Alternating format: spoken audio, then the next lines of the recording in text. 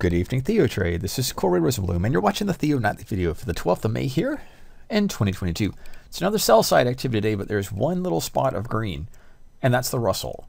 The Russell 2000 was up over 1% in today's session, but nonetheless, it closed the day just under that print, while the NASDAQ started the weakest and ended the weakest of the four equity futures. Looking beyond that to our sector-type performance, financials were down about 1%.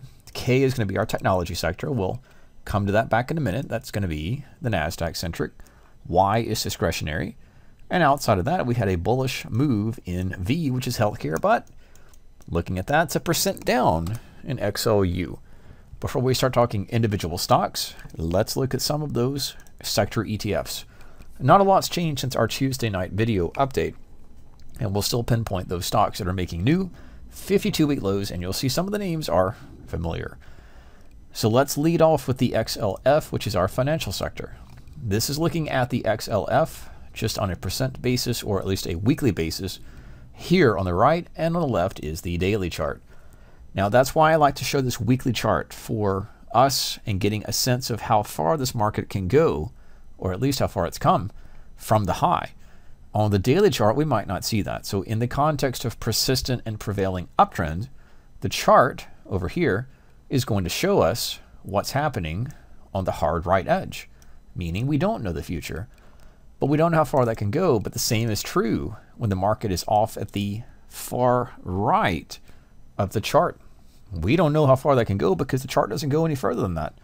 We can always expand the scope, but the weekly chart is a good proxy to take a look at potentially lower targets. And of course, that would be any open profits or any put positions or spread positions could be achieved and taken off profitably into prior levels, and that will be weekly chart concepts. That's going to be true as we'll look again at the X or SPX, which is falling under 4,200, 4,100. Might not be able to see how far it can go here, but on the weekly chart that does have downside targets to about 3,600. Back to the financial sector. That's playing down from its support break. Behind that is the XLK, and that was a stellar rally, but that's on the back of some technology stocks, which include some of the big monsters of tech that had major rallies from the COVID lows. We'll judge things at the moment off the early 2020 V-spike reversal that sent the NASDAQ, at least its technology index, from 7,000, 10,000 points higher to about 17,000. Now it trades under 12,000. And that technology sector goes right alongside that. But behind that is the XLY. XLY is consumer discretionary. Now that does include Amazon and Tesla. A quick note of which had stellar rallies again from that COVID low, or the early 2020 low. There's Amazon and there's Tesla. Now those are coming down from those highs. And then we have I is going to be the industrial sector, not quite as a steep pullback.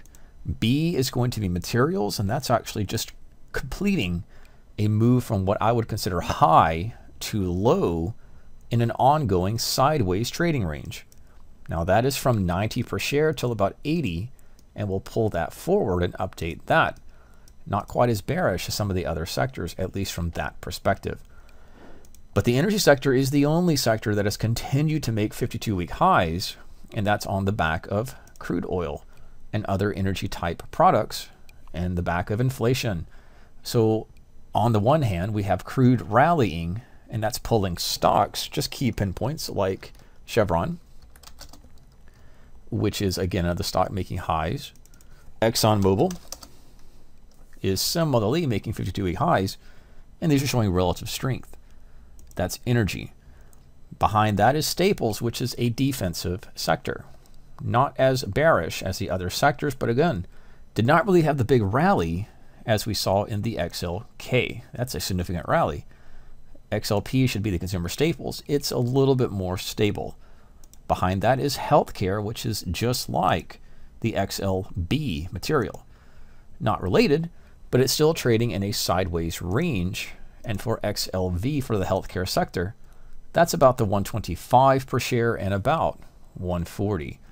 And that too is a little more stable than technology or high beta stocks. Finally, utility sector got its pullback, but it still made new highs in 2022. Not to the same extent that the energy sector did, but the XLU remained strong and was a relative strength leader right behind energy. So not everything was bearish in 2022, but that has changed with the indices making new lows, pulling deeply off the high, and certain indices, which the NASDAQ included, has gone into and remains in a bear market. And just for the definition's sake, that is a 20% move off the high. Saw a headline today just of note that Apple shares, I'll double check that just to make sure, Apple shares did enter their bear market territory. They did. So as of today's session, Apple shares tumbled. It was 18. We're looking at the percent right here. Was 18% as it closed yesterday, 19%, and then by the low and the close, Apple shares have entered their own bear market.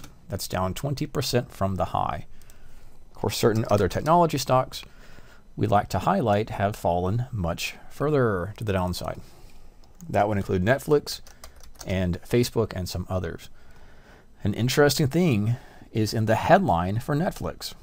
I sort stocks on a daily basis by the S&P 100, which ones are the strongest gainers, and also which ones are the weakest decliners.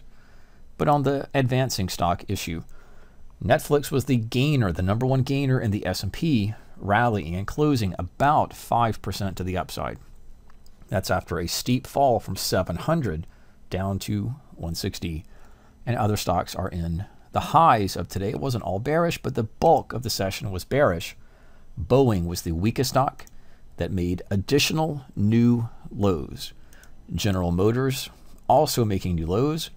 Capital One Financial and other financial stocks into that play. Quickly noting that Nvidia as well pushed a new 52-week low, as did, we just saw, Apple. Speaking of stocks making new 52-week lows, I ran the scan. I'll do it quickly. There were no stocks in the S&P 500 that made any new 52-week high today. But there were 143 stocks that continued to push new lows. In fact, these are the ones sorted by market cap, and I do tend to pay attention to the highest of market cap. But all the way down, we have Under Armour, Penn National, and we have Alaska Airline and others, which are making win, and the cruise ship, Norwegian. That's making new lows as well. But stocks you probably want to focus on, if not have trades in or are looking to put trades on, probably are in the high market cap, or at least higher market cap in the sector's ranking. And that would include Google, Amazon, financial company JP Morgan, retail company Home Depot that just had earnings, Bank of America, or actually Home Depot has earnings next week, Bank of America, Cisco, we just saw the earnings from Walt Disney, Abbott Laboratories, Oracle, Adobe, Nike, another financial, Wells Fargo, down the list, including Goldman Sachs. Just pinpointing some of these and why we look at these stocks and what it means for positions. To me, a stock which is weak tends to get weaker. A stock which is downtrending tends to continue downtrending. Just like a stock uptrending tends to get stronger, we don't have any stocks, or we have very few stocks that are making new highs. In fact, today's session, we did not have any. But a lot was on the downside, and the broader indices are down, bear market, downtrends. Google is actually the big leader in terms of market cap. And behind that is Amazon. So Amazon comes in second in terms of market cap with stocks making new lows, new 52-week lows. JP Morgan is going to be behind that. That's a financial company which is getting weaker. Home Depot, which again is going to have earnings next week. So Home Depot pushes new lows, although that was a push from 280. Bank of America. We see Cisco, and we'll finish with Disney. Disney did have its earnings today, and that stock didn't. It stayed within the bounds of the earnings-based expected move, $10 up and down, but nonetheless, that stock did push in the morning session at least to new 52-week lows.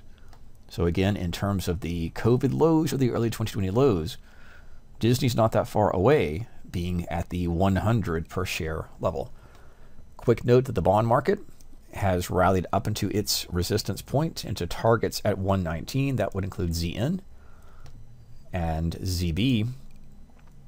Of course, crude has ended the session with a slight gain. Gold was off just about 2% and continued the downtrend slide, and that has pierced under the 1840 or 1850 per ounce level. So we'll be watching these things. We only have earnings in terms of key stocks from Alibaba tomorrow. So Baba will report earnings.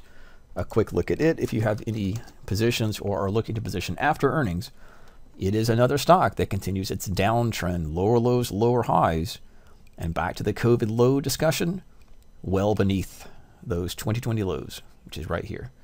As always, be careful and safe. This is Corey Rosen with tonight's Theo video update for May the 12th, 2022.